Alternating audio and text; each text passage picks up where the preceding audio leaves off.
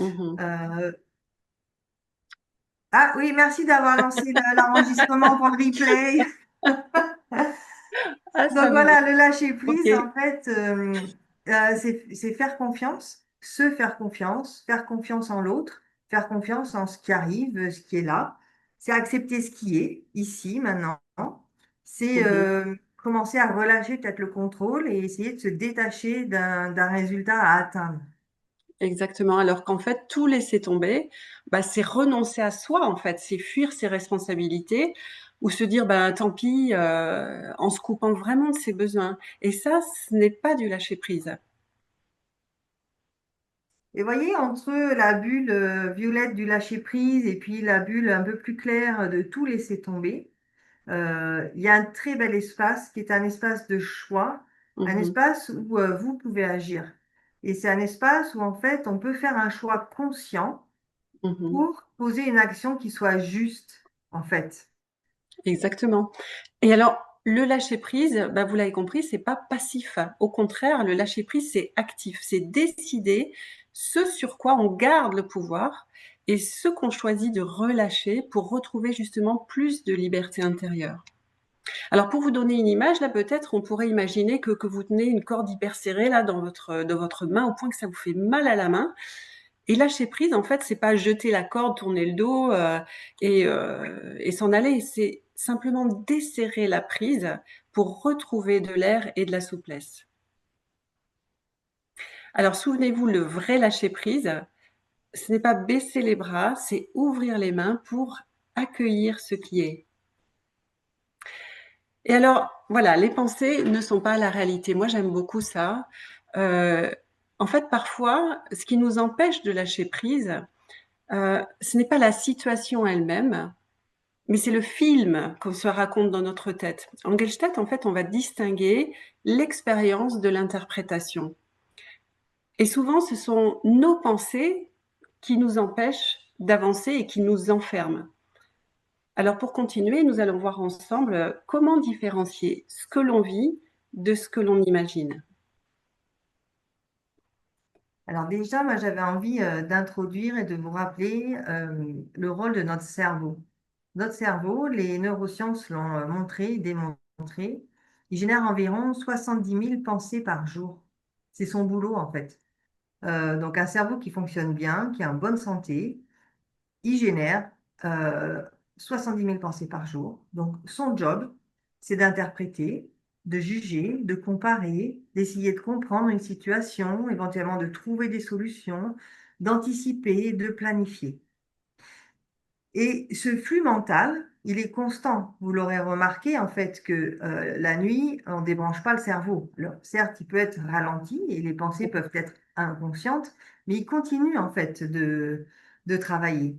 Donc, une grande majorité de nos pensées, en fait, sont automatiques, répétitives et inconscientes. Donc, ça, Mhm. c'est quand même intéressant de regarder et de voir ça. C'est normal que d'avoir autant de pensées. C'est qu'on est en bonne santé. Exactement. Alors, vous voyez, comme Nathalie vient de l'expliquer, notre cerveau produit en permanence des milliers de pensées. Il compare, il juge, il anticipe, et c'est vraiment une machine incroyable, hein.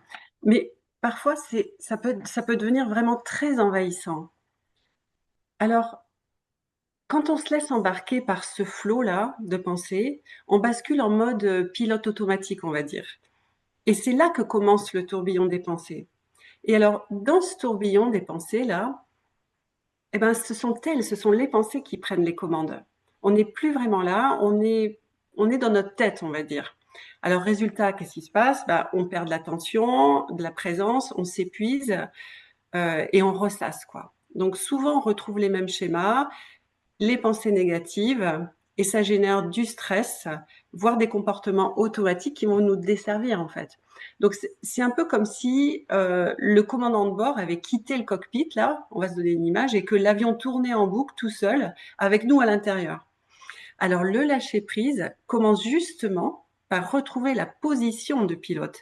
C'est reprendre conscience, revenir au présent et redonner du sens à ce que l'on vit. Ouais, merci Christina, parce que je crois que Le pilote automatique, ça parle à beaucoup de gens. Donc voilà, l'idée en fait, c'est d'observer sans juger les pensées qui arrivent. Et déjà Mhm. de les voir, c'est pas rien. Donc effectivement, c'est les pensées, les émotions, nos sensations corporelles. En prenant conscience en fait de tout ça, ben, l'idée c'est de choisir est-ce que je m'y accroche ou est-ce que je les laisse passer. Moi j'aime bien cette image en fait d'un ciel, un grand ciel bleu avec des nuages qui passent au loin, hein, dans le ciel en fait. Et chacun de ces nuages, on pourrait dire que c'est chacune de nos pensées. Donc l'idée, c'est de dire, ah, bah tiens, là, j'ai une pensée, là, je vois ce nuage-là, je l'observe, ok, c'est ok, je la laisse passer, je laisse passer ce nuage, je laisse passer en fait cette pensée sans m'y accrocher. Et ça change beaucoup de choses déjà. Exactement. Alors, vous n'êtes pas vos pensées. Vous voyez, souvent, on s'identifie à nos pensées et à nos émotions comme si elles nous définissaient, comme si elles définissaient qui nous sommes. Mais ce ne sont que des expériences passagères, en fait, les pensées. Donc, en fait, l'idée, c'est au lieu de dire, par exemple, je suis triste, on pourrait dire, en ce moment, je ressens de la tristesse. Vous voyez l'écart là? Ce petit décalage, en fait, ça a l'air de rien, mais en fait, ça change tout. Il nous permet en fait de mettre de la distance et de se rappeler que nous avons toujours le choix de la posture que nous adoptons. Donc en fait, lorsque vous entendez vous n'êtes pas vos pensées, il faut comprendre que vous êtes l'espace qui leur permet de passer. Une émotion, en fait, c'est une vague, en fait. Elle monte, elle descend, et vous êtes l'océan. Oui, et puis les pensées sont pas la réalité en fait. Vous voyez, à droite, là, il y a tout un tas de pensées, pas forcément utiles d'ailleurs, hein, mais des choses comme ça va encore mal se passer, ou je suis nulle, ou c'est trop injuste, ou les autres sont plus doués que moi. Dites-nous un peu dans le chat si ça vous parle, ce genre de pensées.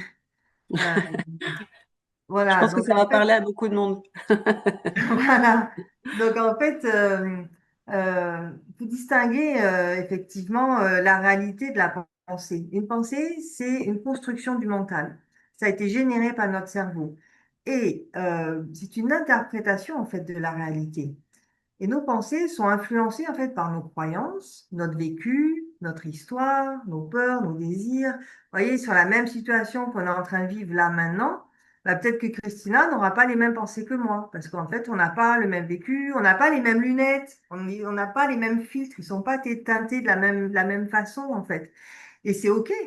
Pour autant, bah, la pensée de Christina, elle sera juste, la mienne aussi. On peut dire que ce n'est qu'un point de vue parmi d'autres. C'est pas la réalité absolue. Donc c'est ça qui est intéressant en fait de comprendre, c'est que prendre conscience en fait de ça, de se dire que bah, ça n'est qu'une pensée, bah, c'est déjà prendre un peu de recul et regarder la réalité avec plus de clarté et plus de liberté. Exactement, merci beaucoup Nathalie. Alors maintenant, j'aimerais bien vous proposer, vous inviter même à un petit exercice d'ancrage sensoriel pour ramener toute votre attention dans le moment présent. Alors là, essayez juste de jouer le jeu, vous installez confortablement, vous prenez une grande inspiration et vous relâchez. Et maintenant, je vais vous demander de laisser vos sens s'éveiller. Alors maintenant, observez autour de vous et nommez 5 choses que vous pouvez voir. Voilà, 5 choses que vous voyez. Allez-y, prenez le temps là. Et si vous voulez bien, écrivez une ou deux choses dans le chat là. Prenez ce temps-là. C'est vraiment, voilà, vous allez voir. Ma plante verte. Excellent. N'hésitez pas, voilà, à écrire quelque chose là pour nous montrer que vous êtes pleinement dans cet exercice. C'est OK pour vous de regarder autour, là, de prendre le temps et noter 5 choses. Et puis maintenant, portez votre attention sur le toucher. Vous voyez, vous pouvez nommer, oups, pardon, ça, j'ai bougé comme il fallait pas. Portez votre attention sur le toucher. Ça peut être par exemple votre t-shirt, ça peut être par exemple votre canapé, ça peut être quelque chose de rugueux, de froid, de chaud, n'importe. Mais Voilà, portez votre attention là-dessus et pourquoi pas noter quelque chose aussi là. Voyons. Ah oui, il y a plein de choses. L'ordinateur. Ah, sympa. Ok, les photos d'amis. Voyez, il y a tout un tas de choses. Voyez, la réussite et l'amour, j'aime beaucoup. donc, donc ça c'est chouette. Ensuite, là, voyez, je vais vous demander d'écouter attentivement et de relever 3 sons que vous entendez. Alors, ça peut être la machine à laver hein, qui tourne, ça peut être les enfants dans la chambre derrière. Voilà, prenez ce temps-là, tranquillement.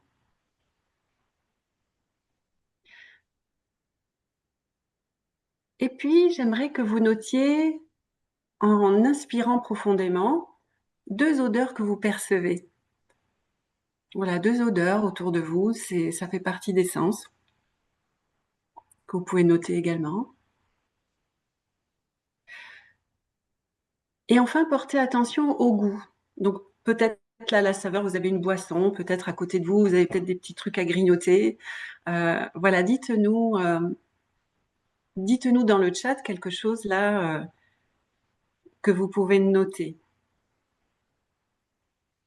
Et j'ai envie de vous demander, en fait, là, de vous interroger, de vous demander, c'était comment là pour vous, en fait? Dites-nous un peu dans le chat comment c'était. Parce qu'en fait, voilà, ce qu'il faut noter, c'est que quand mes sens s'éveillent, le présent reprend toute sa place. C'est ça, c'est vraiment une clé. Utiliser ses sens, ça permet vraiment de revenir dans le présent. Alors, je ne sais pas si tu as accès au chat, Nat, mais moi, j'ai Oui, une barre qui ouais, alors s'illumine et je ne vois pas, donc là, je vois alors plus. je vais pas reprendre tout, mais je vois en fait que bah, ça a apporté beaucoup de détente, de décontraction, de la douceur, du calme. C'est chouette, le calme, la chaleur. Ah, euh, ça y est. Ouais. et Mhm. voilà, certains ont été surpris, ça a été inhabituel. Douceur du soir, j'aime bien. Bien Nutella. pour les odeurs et pour le goût. Ok. Ouais, c'est pas Excellent. toujours simple, effectivement. Ah, Et top. oui, En tout cas, et merci oui, de vous être prêté à ça. ça permet de se recentrer sur soi. Merci Bérangère, c'est ça, ouais. Exactement. Ouais, voilà. Merci à tous d'avoir joué le jeu, en tout cas. Bah, merci beaucoup, Christina, pour ce joli exercice qui, en quelques minutes, permet effectivement, d'une certaine façon, de relâcher un petit peu et puis de se recentrer sur soi. Ça permet vraiment de revenir ici et maintenant avec soi. Euh, Maintenant qu'on a éclairé, qu'on a mis un peu de lumière sur nos pensées, euh, on avait envie en fait de vous inviter à vous connecter en fait à vos émotions. Oups. Alors les émotions, en fait, l'être humain que nous sommes a accès à toute une palette d'émotions. Ce qu'on peut ressentir, en fait, c'est immense, voire infini. Pour en citer que quelques-unes, on va avoir celles qui sont les plus connues, la surprise, la joie, la tristesse, la colère, la peur, l'amour, la gratitude, bref, toute une palette, en fait. Et vous aurez remarqué probablement que certaines émotions sont plus confortables que d'autres. Je crois qu'on va tous être d'accord pour dire qu'on préfère ressentir de la joie et de l'amour que de la colère et de la tristesse. Et notre organisme, en fait, notre cerveau, notre mental, pour nous protéger, il a souvent tendance à fuir l'inconfort des émotions ou à les enfouir. Quand je fais ça, c'est vraiment dans le ventre, au plus profond, pour surtout pas les voir, pas les ressentir, en fait, c'est ça. Et en fait, ça, c'est clé. Ce qui est important de garder à l'esprit, en fait, c'est de savoir que nos émotions, ce qu'elles nous font vivre, ce qu'elles nous font ressentir, que ce soit agréable, confortable ou pas, ça fait profondément de nous des êtres vivants, en fait.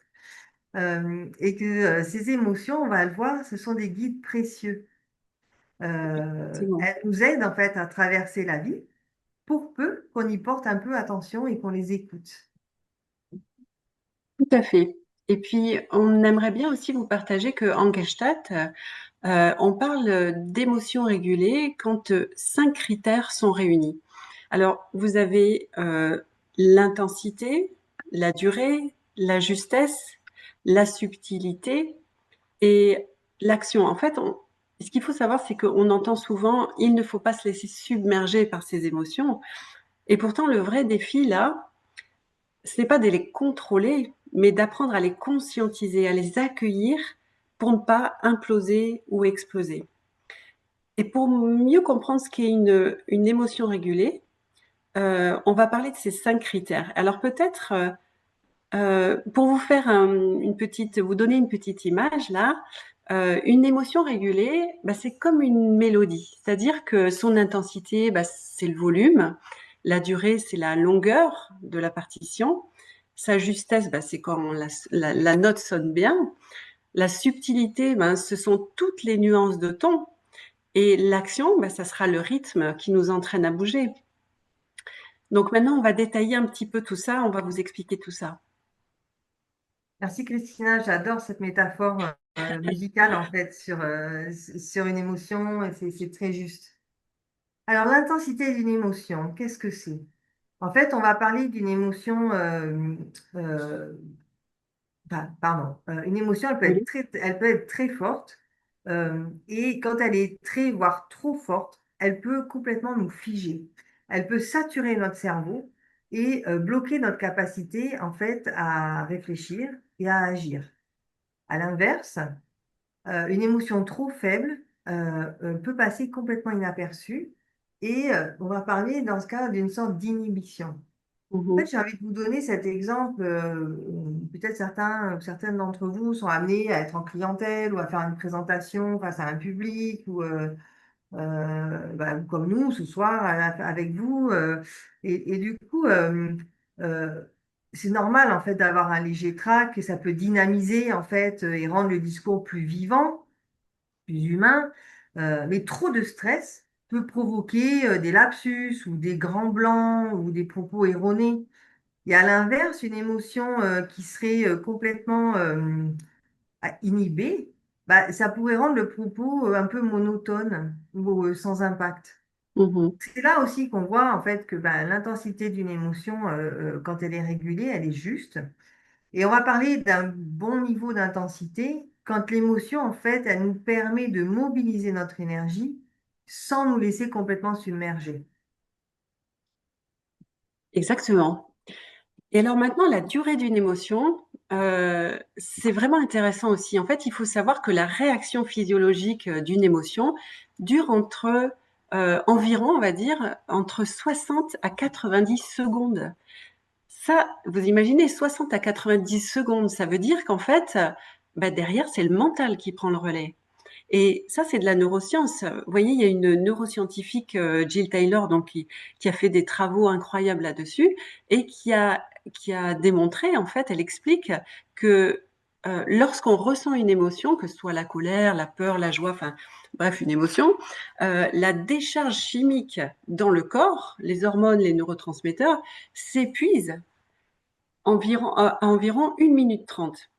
C'est quand même fou.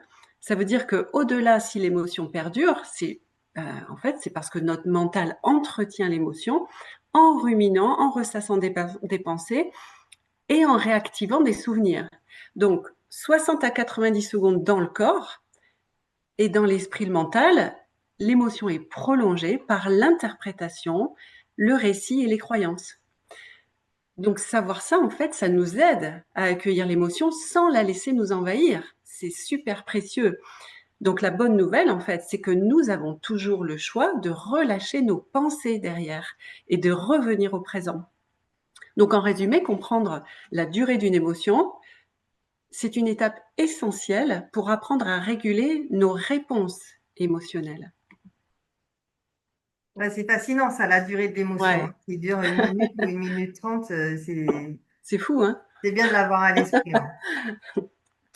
Ok, moi, je voulais vous parler d'un autre critère qui est la justesse de l'émotion. On va parler en fait d'une émotion juste quand elle correspond à la situation qu'on vit ici et maintenant. L'idée, c'est pas de juger, mais plutôt d'accueillir l'émotion telle qu'elle se présente. Euh, et si le décalage, en fait, entre l'émotion ressentie et la situation qui est en train de se passer est trop, ici, il y a un décalage trop important, ou si ce décalage se répète, ça peut être intéressant, en fait, de se poser la question si cette émotion, elle est vraiment en lien avec ce qui se passe maintenant, ou si elle vient appuyer ou réveiller quelque chose de notre passé. J'ai envie de vous partager en fait un exemple de situation que j'ai vécue il n'y a pas très longtemps, là, cet été. Je suis partie en week-end avec des amis et donc c'était plutôt sympa, on était une dizaine, voilà. Et le dimanche matin, au petit déjeuner, on se retrouve tous entablés pour prendre le petit déj. Et puis j'ai une amie qui s'appelle Marie qui prend le temps de se réveiller tranquillement. En fait, elle était en bout de table, voilà, elle était un peu encore dans sa bulle, elle avait besoin d'un peu de temps, voilà, elle était tranquillement installée. J'ai un autre ami qui s'appelle Pierre, lui, et lui, il arrive, il était en pleine forme. Dès le matin, il était taqué, donc il était pompé up, il arrivait presque en chantant, en sautillant, et il fait le tour de toute la table et en faisant, voilà, en embrassant tout le monde, en disant bonjour, avec sa joie et sa bonne humeur. Et Marie, qui était dans son coin, un peu tranquille, à boire son café dans le calme, elle a trouvé ça, elle a ressenti ça un peu comme une intrusion. Et elle a dit gentiment, elle a dit, bah, moi, j'aime pas trop les bisous le matin, comme ça, de bon matin. Ce qui pouvait paraître anodin. Chez Pierre, en fait, ça a généré un profond sentiment de rejet et d'humiliation. Mmh. Et c'est fort parce qu'il a été Ouais. profondément blessé. Et donc là, je trouve que cette situation, elle est quand même très parlante. On peut se poser la question que savoir si ce sentiment de rejet et d'humiliation, est-ce que ils ont été provoqués ou est-ce qu'ils sont vraiment juste à la hauteur en fait de la réflexion de Marie? Ou est-ce que ça parle d'autre chose? Est-ce que ça vient en fait réveiller d'anciennes blessures de Pierre? Donc c'est là, c'est que parler d'humiliation et de rejet face à une situation où on dit bah, moi j'aime pas trop les bisous le matin, bah, il y a un décalage, c'est peut-être pas très ajusté. Et c'est pas toujours facile en fait de s'en rendre compte parce que souvent bah, on est un peu dans la douleur ou dans la souffrance quand ça arrive. Et c'est précisément ça en fait qu'on explore en partie en thérapie, enfin entre autres en tout cas, Mmh. et bah, de mettre de la lumière sur ce qui se passe, alors dans une situation, mais surtout ce qui se passe dans notre interne. Mmh. Complètement. Et puis ensuite, on a, la subtilité d'une émotion. En fait, la subtilité, c'est un peu, quand on dit, voilà: «Je vais bien» ou alors, «Je suis en colère».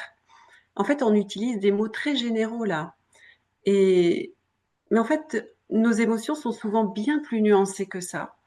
Par exemple, derrière la colère, il peut y avoir, de l'irritation, de la frustration ou un sentiment, par exemple, d'injustice et même peut-être de tristesse. Et plus on affine notre vocabulaire émotionnel, plus on gagne en clarté. D'abord avec soi-même et puis dans la relation avec les autres. En fait, c'est ça la subtilité émotionnelle. C'est une vraie forme d'intelligence émotionnelle. En fait, ça nous permet de mieux comprendre nos besoins et de mieux les exprimer. Vous voyez, en cabinet, on utilise pas mal la roue des émotions, hein. C'est un outil très efficace, très sympa pour aider les personnes qui viennent nous consulter à mettre des mots sur ce qu'elles ressentent. Parce qu'en fait, plus je mets des mots précis sur ce que je ressens, bah, plus je comprends ce qui se passe en moi et plus l'autre peut vraiment aussi me comprendre. Vous voyez, c'est dire je suis en colère, bah, c'est un peu comme dire bah, j'ai faim. Bah oui, tu as faim, mais tu veux quoi? Manger une pomme ou une grosse raclette là ou une bonne choucroute, hein, amis alsaciens. Donc en fait, vous voyez, plus on précise et plus on a de chances, bien sûr, d'obtenir ce dont on a vraiment besoin. Là, c'est chouette, Christina. En fait, l'idée, c'est qu'effectivement, vous l'aurez compris, nos émotions sont là pour nous guider. Et quand on agit, en fait, sur le coup d'une émotion qui est mal régulée, ben, on peut soit blesser l'autre, Mmh. soit se renfermer sur soi, soit les deux, ça arrive aussi. Donc, c'est important, en fait, de comprendre que l'émotion, en fait, elle a un rôle très précis. Elle vient révéler un besoin qui appelle à être comblé. Par exemple, quand on est en colère, ça veut probablement dire qu'on a besoin de respect ou qu'on n'a pas été respecté, du coup. Donc, d'écouter ce message-là. La tristesse, elle, appelle souvent un besoin de réconfort ou de soutien.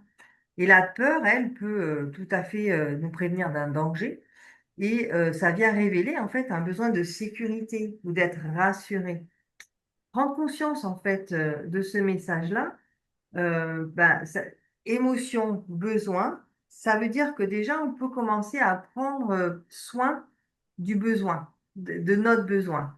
Et, euh, et c'est déjà un joli pas en fait, d'être capable de mettre de la conscience sur ce dont on a besoin. Donc nos émotions, en fait, c'est pas nos ennemis, en fait, c'est nos plus fidèles alliés, justement, pour pouvoir mettre de la conscience sur ce dont on aurait besoin. Exactement. Ouais, tout à fait. Merci Nathalie pour ça. Alors, comment réguler une émotion? Vous voyez, ce qui est important de comprendre, c'est qu'il y a plusieurs étapes. Voilà, hein, ça va peut-être vous aider un petit peu ici. La première étape, c'est de reconnaître l'émotion, c'est-à-dire de prendre conscience, de reconnaître l'émotion sans chercher à la fuir. Je reconnais l'émotion, je reconnais ce que je ressens, si vous voulez. Voilà. La deuxième étape, c'est accueillir. Accueillir, ça serait accepter, lui laisser une place, sans jugement, et laisser l'émotion exister. Ensuite, ben, respirer, c'est une étape très importante quand vous avez une émotion là.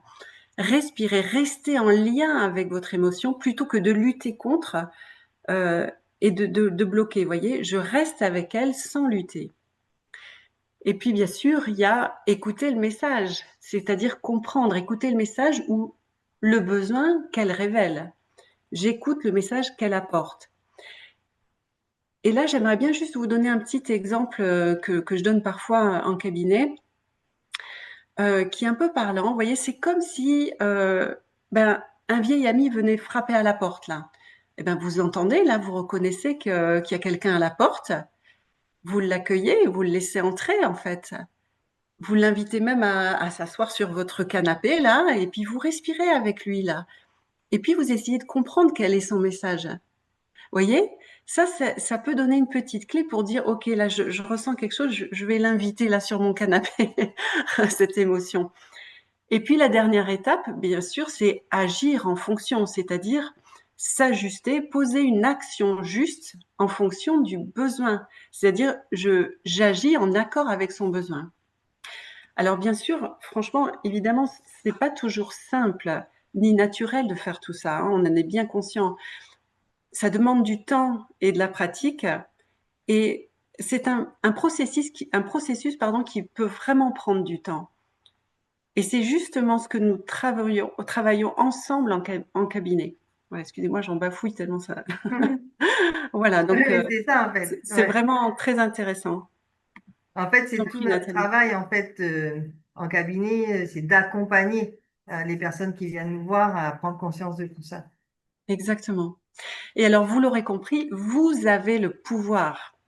Quand une émotion se manifeste, là, c'est votre cerveau qui tire la sonnette d'alarme pour vous faire réagir. En fait, c'est un peu comme si vous envoyiez un SMS pour dire Hé, regarde, il se passe quelque chose là. Et devinez quoi, en fait? Vous avez la réponse. Vous avez le pouvoir. Alors maintenant, on va accueillir quelques petites clés qui vous serviront certainement.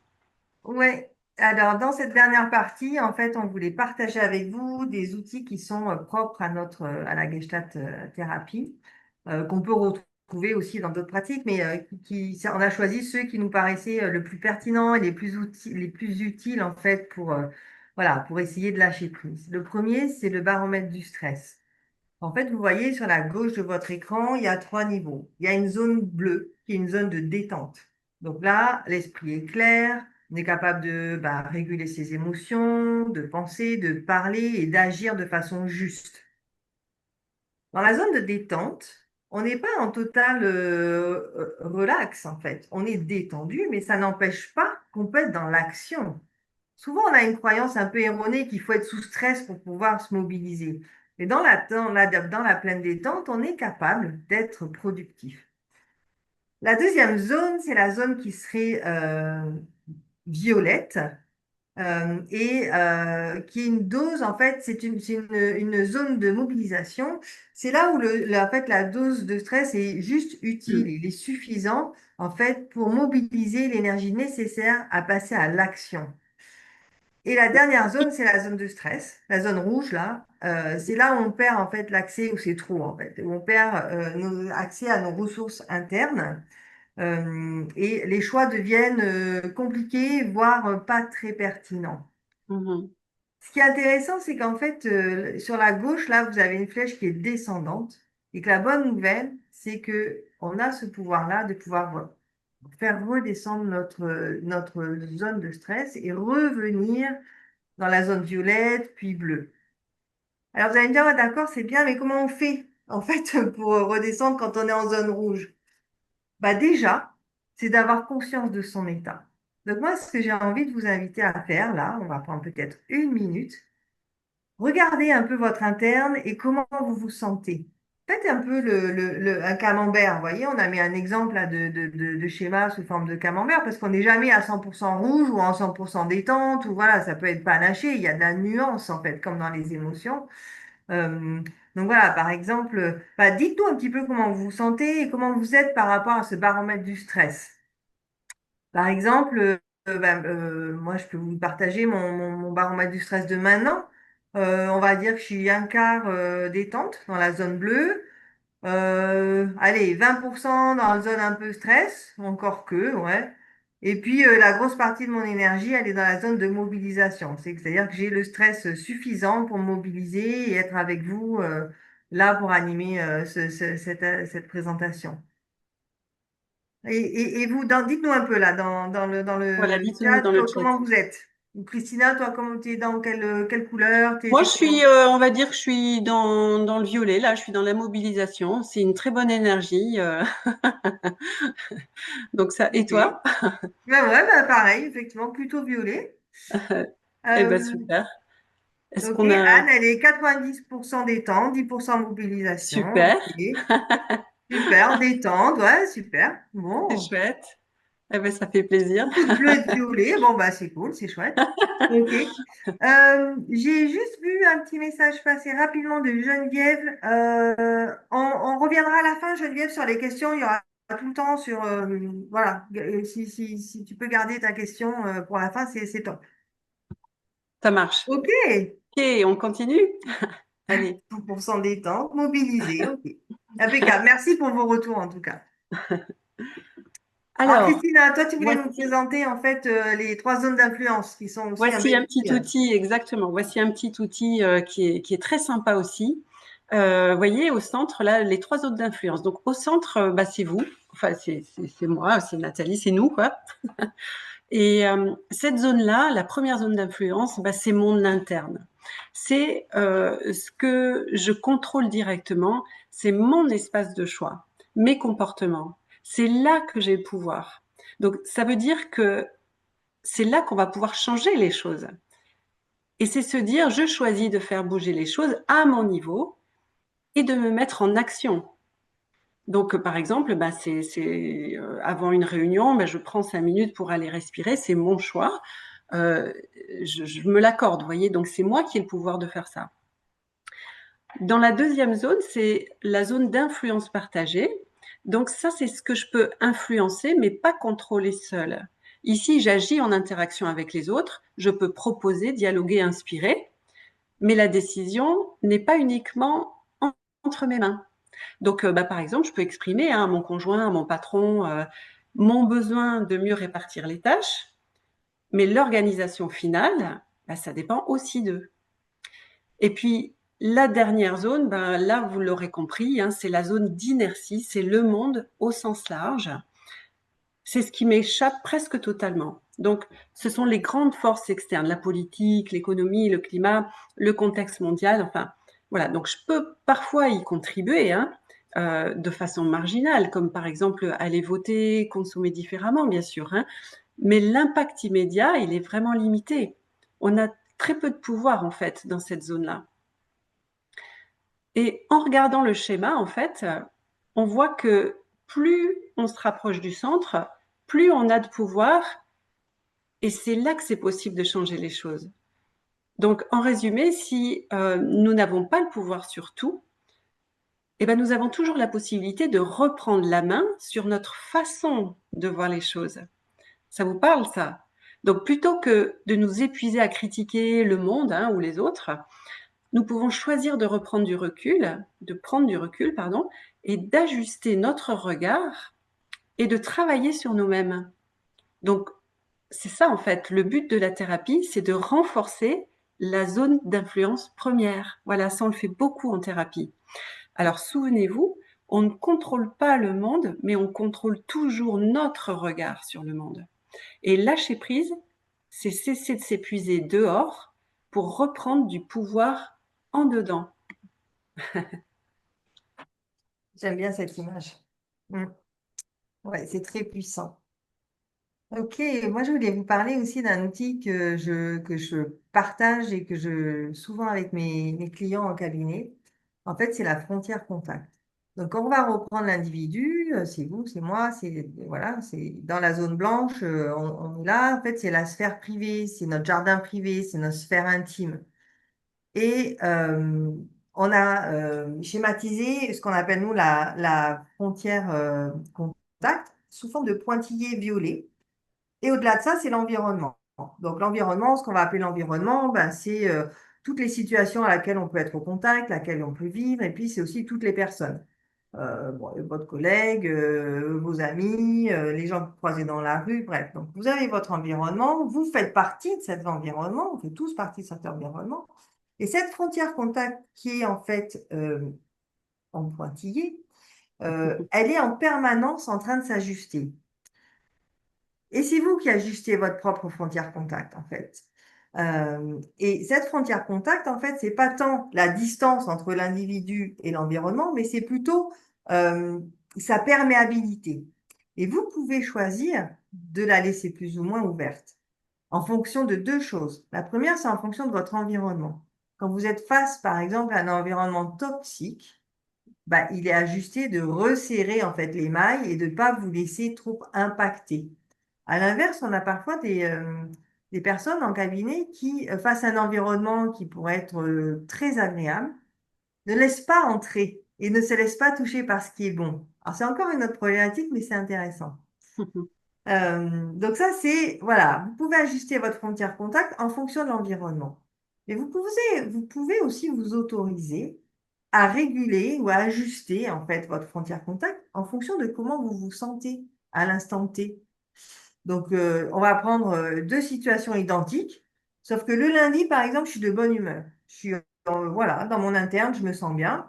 Et donc, je peux laisser pleinement ma frontière contact pleinement ouverte, pleinement perméable en fait à ce qui se passe autour de moi. Et puis le mardi, bah, l'environnement est le même ou sensiblement le même, sauf que moi, bah, je me sens un peu moins bien. Plein de raisons qui sont propres. J'ai peut-être mal dormi, j'ai voilà, peut-être eu des soucis. Il n'y a rien qui m'oblige à laisser la frontière pleinement ouverte, en fait. C'est ma responsabilité, c'est mon choix, en fait, de dire non, ben là, voilà. Alors évidemment, là, c'est très décortiqué. Ça se passe souvent de façon inconsciente. L'idée, c'est de poser de la conscience et puis c'est transparent pour les autres. Mais en fait, c'est ça qui est intéressant, c'est que vous avez le pouvoir d'ajuster la perméabilité de cette frontière contact pour rester en équilibre. Et au-delà du pouvoir, c'est même votre responsabilité, c'est votre choix. Mhm. Exactement, merci beaucoup Nathalie. Alors, là ça pique un peu. Vous êtes responsable de votre état intérieur. Et oui, dans la vie, on ne contrôle pas tout, hein. On ne contrôle pas, ça peut être un conflit, un retard, la météo. La météo, ça va parler à certaines que je connais, ou encore l'attitude d'un proche, mais nous avons toujours le choix de la posture intérieure que nous adoptons face à ça. Passer en fait de victime à créateur, c'est arrêter d'accuser les autres, votre conjoint, les parents, le patron, bon, les circonstances extérieures, de ce que vous ressentez. En fait, c'est prendre votre responsabilité, reprendre votre pouvoir. Car vous avez le choix, en fait. Celui d'arrêter de subir et de poser des décisions alignées. Voilà, si vous posez des décisions alignées, ça sera juste pour vous. Ça, c'est vraiment important de le comprendre. Alors, n'oubliez pas, en fait, pour Pour passer de victime à créateur, la clé, c'est votre posture intérieure. Vous n'êtes pas le courant, vous êtes celui qui tient la barre. C'est joli ça aussi. Mhm. Ouais, super.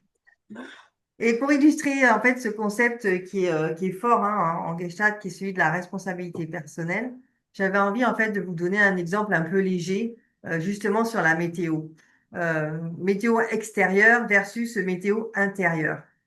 Donc, je vous donne un exemple. Vous aviez prévu de sortir et puis au moment de sortir, bah, vous regardez par la fenêtre et vous découvrez bah, qu'il pleut à verse, il pleut des cordes en fait. Alors, ça vous contrarie et c'est compréhensible. Mais à ce moment précis, vous avez le choix. Je vous donne une option 1. Bah, vous subissez complètement la météo, vous vous enfermez dans votre plainte, vous dites ah, franchement, c'est n'importe quoi, c'est pas du tout ce qui était prévu, il se trompe toujours, je suis hyper déçue, j'avais vraiment envie de sortir. Franchement, c'est pas de bol. Alors peut-être ça va parler à certains ou à certaines. Et donc là, vous voyez, en adoptant cette posture, ben, on laisse la météo extérieure, la pluie, influencer directement notre météo intérieure. Mm. On peut faire d'autres choix. Je vous donne deux autres options, mais les options, elles sont infinies en fait. Donc option 2, ah bah tiens, il pleut. Ah mince. Bah par contre, c'est cool, je vais pouvoir enfiler mon nouveau trench. J'avais trop envie de le mettre. Et puis finalement, bah, faire une balade sous la pluie, bah, ça va peut-être me faire du bien. Voilà, ça va peut-être m'apaiser. Option 3. Ah bah tiens, il pleut. Bon bah finalement, j'ai pas envie de sortir. Je vais me retourner sur mon canapé, prendre un plaid et boire un chocolat chaud, puis finir mon bouquin. Alors, on va pas faire 150 exemples d'options, mais voyez bien la différence entre l'option 1 et l'option 2 et 3. Dans l'option 2 et 3, en fait, vous accueillez ce qui est. Vous accueillez, il pleut, vous ne pouvez rien faire pour ça, en fait. Vous choisissez, en fait, votre manière d'y faire face. Et dans ces deux options, en fait, bah là, vous choisissez, en fait, de, de vous adapter et puis de faire un choix Mm. qui est juste pour vous. Donc, il y a toute une infinie possibilité de choix. C'est à vous de choisir en fait comment vous voulez vivre les choses. Soit vous les subissez, soit vous choisissez. Et ce qui est important surtout, c'est de garder à l'idée que ben, le soleil, il est toujours dans notre cœur. Exactement, ça c'est beau ça. Et je fais un petit clin d'œil à Stéphanie qui se reconnaîtra par rapport à la météo. Alors, maintenant, on voudrait, voilà, offrons-nous une petite parenthèse là de douceur, un petit moment pour apaiser le flot de nos pensées et revenir simplement à l'essentiel, l'ici et maintenant. Et c'est Nathalie qui va vous accompagner dans ce voyage intérieur. Ok, donc là, je vous propose en fait bah, de laisser un peu le chat, de laisser poser vos claviers, poser vos souris, de vous asseoir. Ben, voilà, prenez le temps de vous asseoir confortablement. Euh, Prenez un moment aussi peut-être pour fermer les yeux. Et de porter doucement votre attention ben, sur votre respiration, sur votre souffle. Voilà, je vous invite à inspirer profondément, puis à expirer.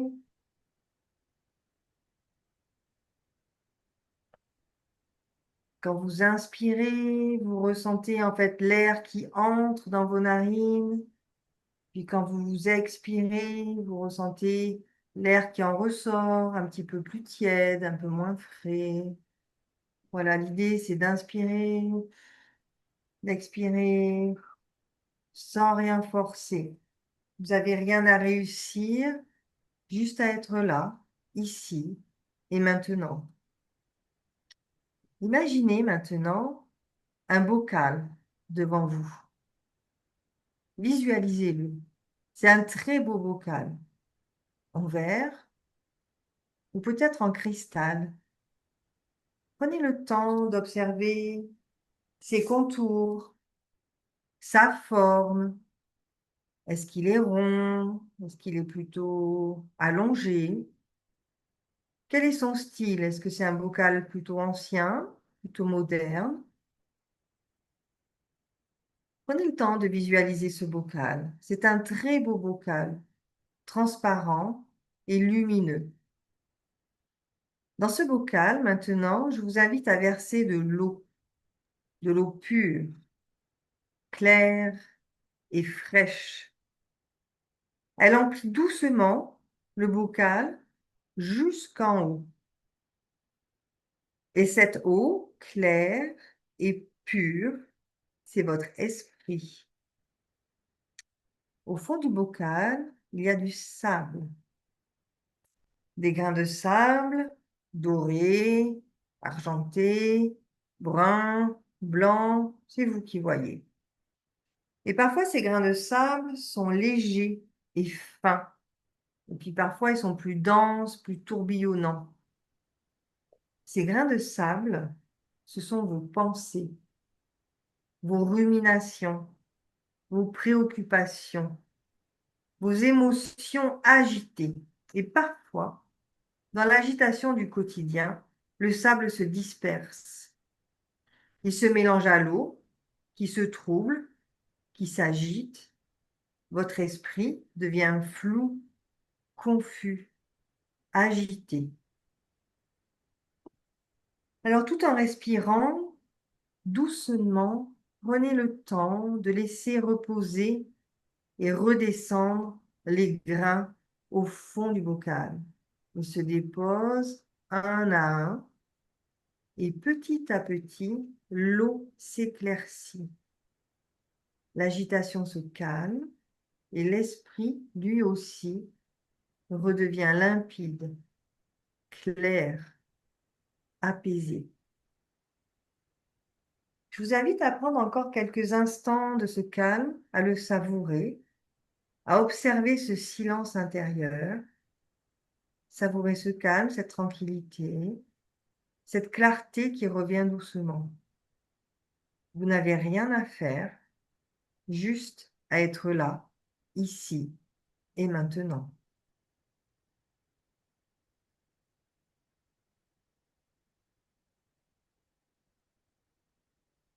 Et quand vous serez prêt, je vous invite à reprendre contact avec votre corps, vos mains, vos pieds posés sur le sol, le contact de vos cuisses ou de votre dos contre l'assise, votre chaise, votre canapé.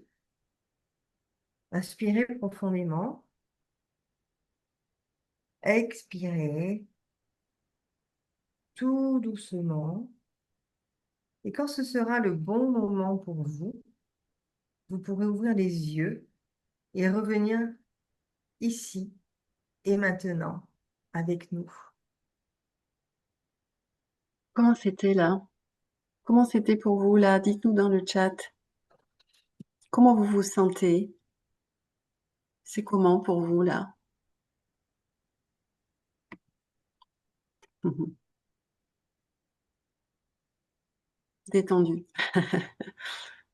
La douceur. Endormi, presque endormi, oui. Superbe. Ça fait plaisir.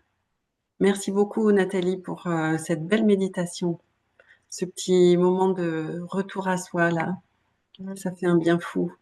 Détendu, bien, voilà. Merci pour vos retours. Bon, et alors nous avons bientôt fini, voilà, c'est presque fini, mais surtout restez bien avec nous encore quelques minutes parce que voilà, on va vous partager notre petite surprise, un petit cadeau là qui arrive en toute fin d'atelier. Voilà.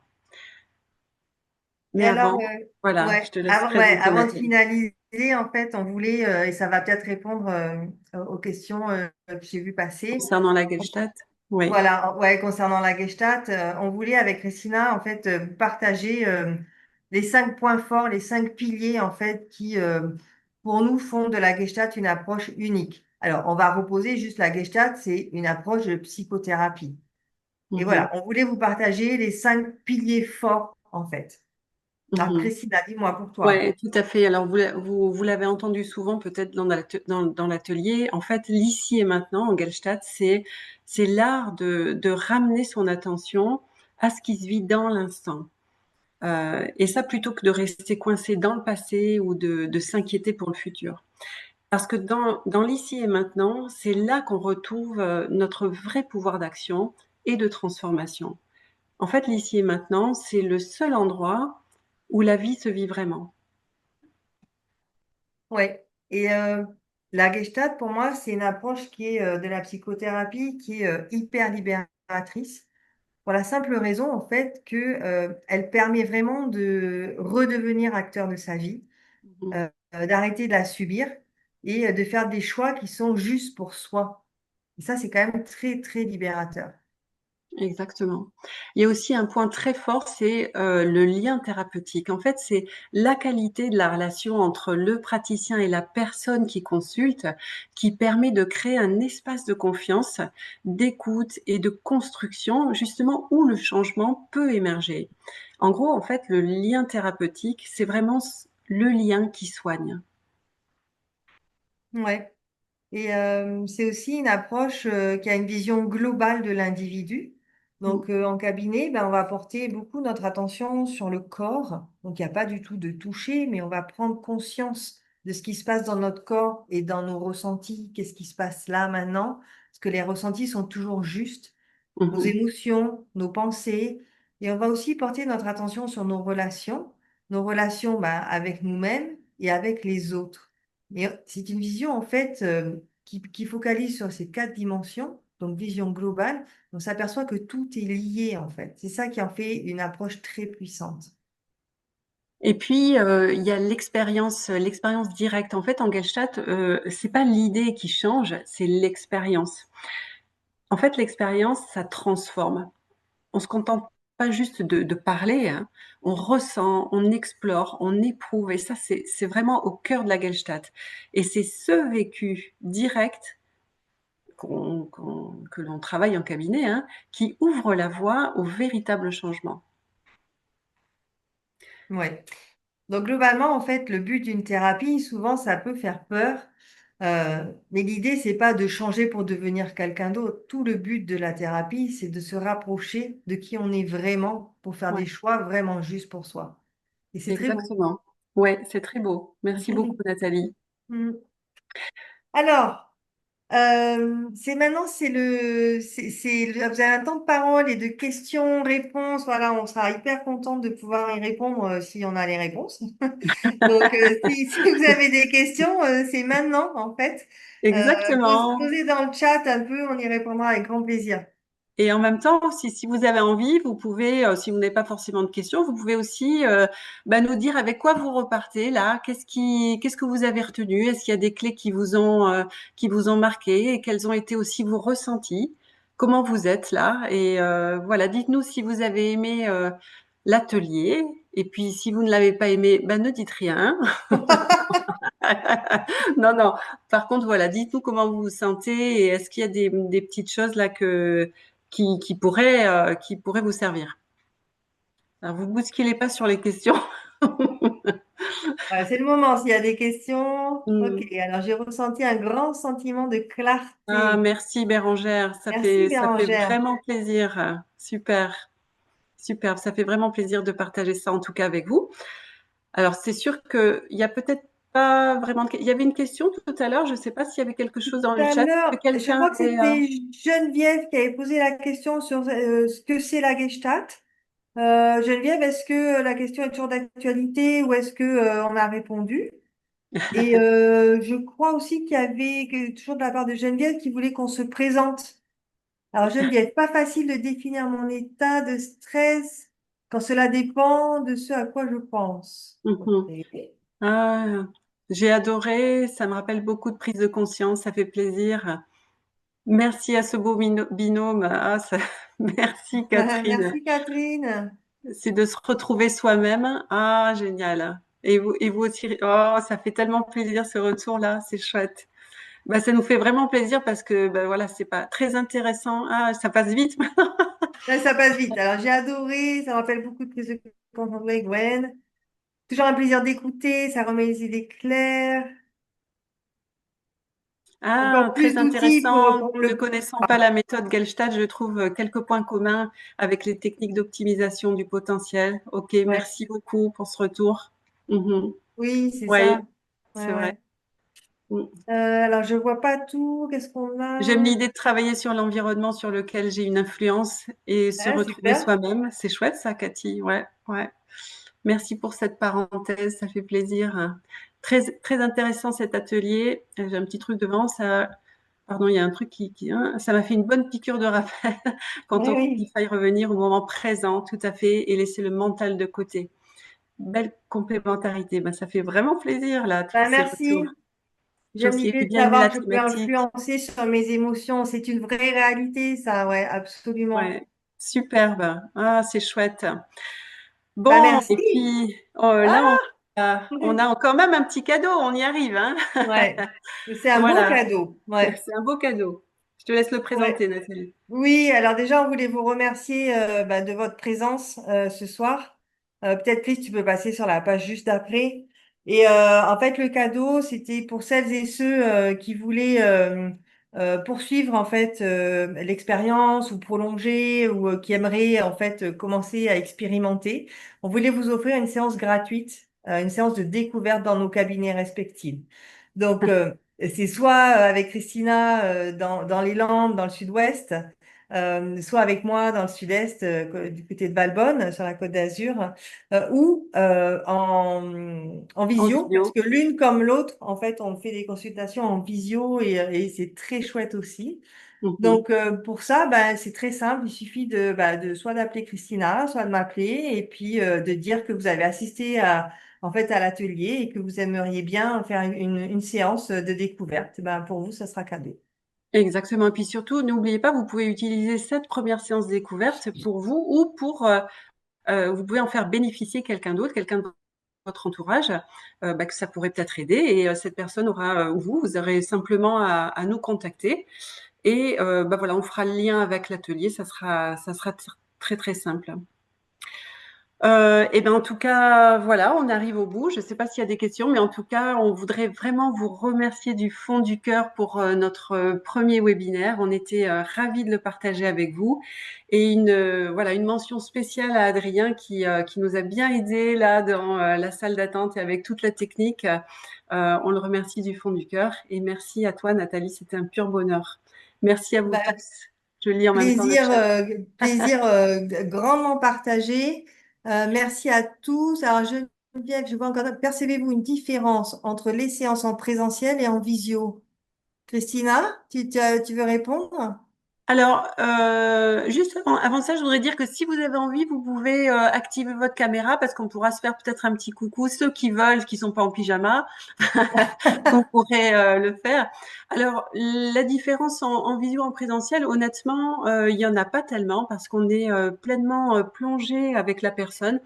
C'est sûr qu'il y a les inconditionnels du présentiel et il y a quelque chose qui passe effectivement dans le présentiel, on va dire, mais franchement, je vais vous dire, moi je fais beaucoup de visio également et le travail il se fait de la même façon et c'est aussi une simplicité, hein. Vous savez, voilà, il y a des personnes qui sont loin, qui veulent absolument être suivies et qui peuvent pas se déplacer. Moi, j'ai des personnes qui, par exemple, ne peuvent pas sortir de chez eux. Voilà, en fonction de ce que la personne veut traiter. Et ça fonctionne parfaitement. Voilà, on peut aider tout un tas de personnes avec des sujets différents. Ouais. Ouais, je suis tout à fait d'accord. Pour pratiquer les deux, on a les mêmes résultats. Après, c'est une question de sensibilité. Certains aiment bien venir en cabinet parce que c'est un peu leur moment aussi. C'est-à-dire que quand en présentiel, vous êtes avec nous en cabinet, bah, vous êtes un peu obligé d'être là, quoi, en fait. Et donc, c'est un peu une parenthèse pour vous.